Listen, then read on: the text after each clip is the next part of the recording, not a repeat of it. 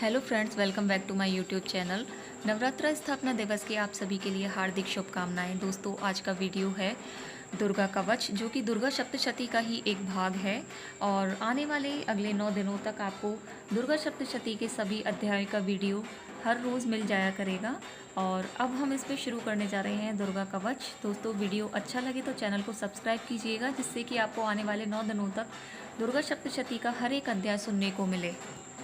तो आइए शुरू करते हैं दुर्गा कवच। महर्षि मार्कंडेय जी बोले, हे पितामह, संसार में जो गुप्त हो और जो मनुष्यों की सब प्रकार से रक्षा करता हो, जो आपसे किसी को आज तक बताया न हो, वह कवच मुझे बताइए। श्री ब्रह्मा जी कहने लगे, अत्यंत गुप्त व सब प्राणियों की भलाई करने वाला कवच मुझसे सुनो।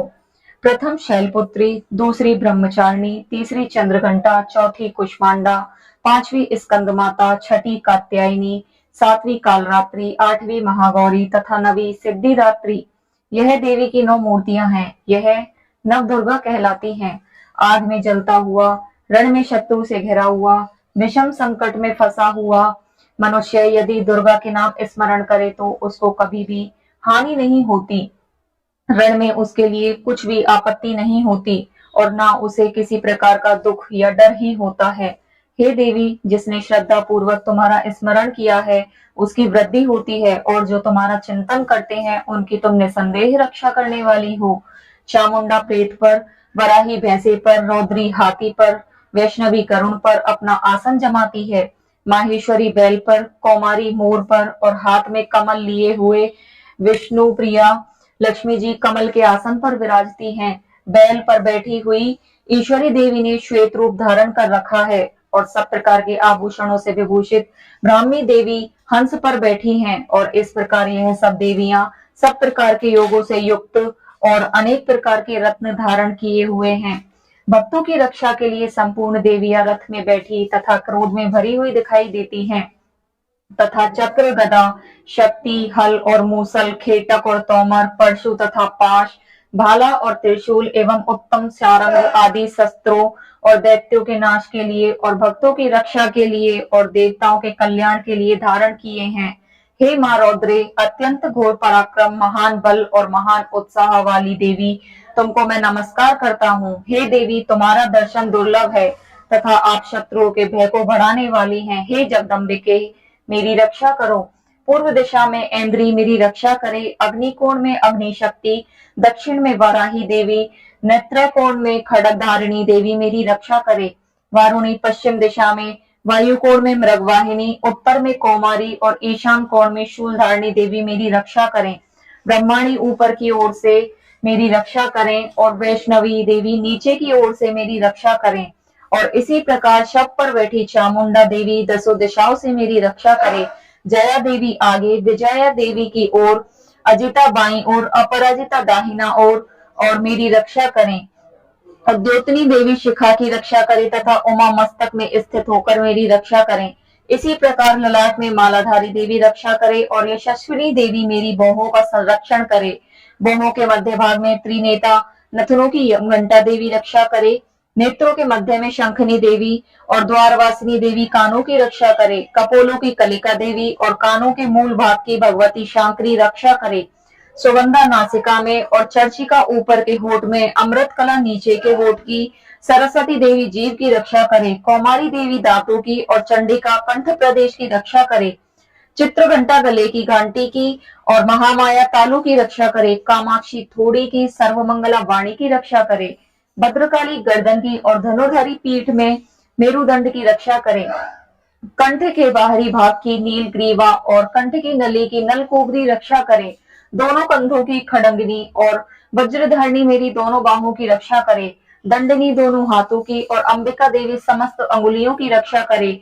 शूलेश्वरी देवी संपूर्ण नखों की, कुलेश्वरी देवी मेरी कुक्षी की रक्षा करे। महादेवी दोनों स्तनों, शोक विनाशिनी मन की रक्षा करे। ललिता देवी हृदय की, शूल धारणी उदर की रक्षा करे।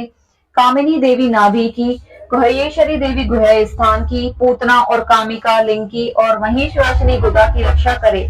संपूर्ण इच्छाओं को पूर्ण करने वाली महाबला देवी दोनों जंघाओं की रक्षा करे, विंध्यवासिनी दोनों घुटनों की और तेजसी देवी दोनों पांवों के पृष्ठभाग की, श्रीधरी पांवों की, अंगुलियों की, तलवासिनी तलुओं की, दृष्ट कलारी देवी नखों की, उद्भरकेशिनी केशों की, बागेश्वरी वाणी की रक्षा करे, रोमावलियों के छिद्रों की, कौबरी और त्वचा की बागेश्वरी देवी रक्षा करे, पार्वती देवी रक्त, मज्जा, वसा, मांस, हड्डी की रक्षा करे, कालरात्रि आंतों की रक्षा करे, मुकुटेश्वरी पित्त की, पद्मावती कमल कोश की, चूड़ामणि कफ की रक्षा करे, ज्वालामुखी नसों के जल की रक्षा करे, अभेदा देवी शरीर के सब जोड़ों की रक्षा करे, ब्रह्माणी मेरे वीर्य की, छत्रेश्वरी छाया की और धर्म धारणी मेरे अहंकार, मन तथा बुद्धि की रक्षा करे, प्राण, अपान, समान, उदान और व्यान की ब्रजहस्ता देवी रक्षा करे, कल्याण शोभना मेरे प्राण की रक्षा करे, रस, रूप, गंध, शब्द और स्पर्श इन विषयों का अनुभव करते समय